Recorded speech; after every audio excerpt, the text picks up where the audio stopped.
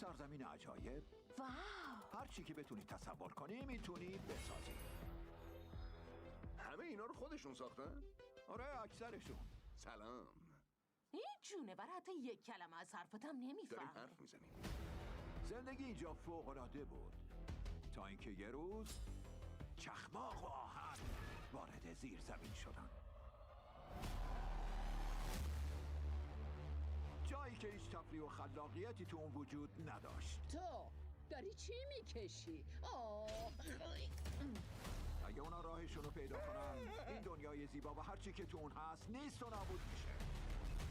بایوکانتیوس، یعنی خداحافظ برادر. نه نمیشه. بهش نگاه نکن. چرا میشه؟ اگه میخوایم این دنیا رو نجات بدیم خلاقیت کلید زنده موندن. حالا چی؟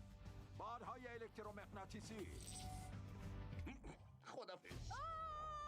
کار میکنه دیگه نه؟ شک نکن. منم دارم میام.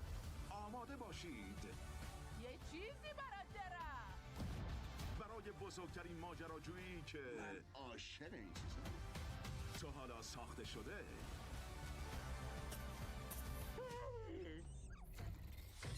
او خدای من شرمنده ببین. اینجا همه چی عجیب غریبه.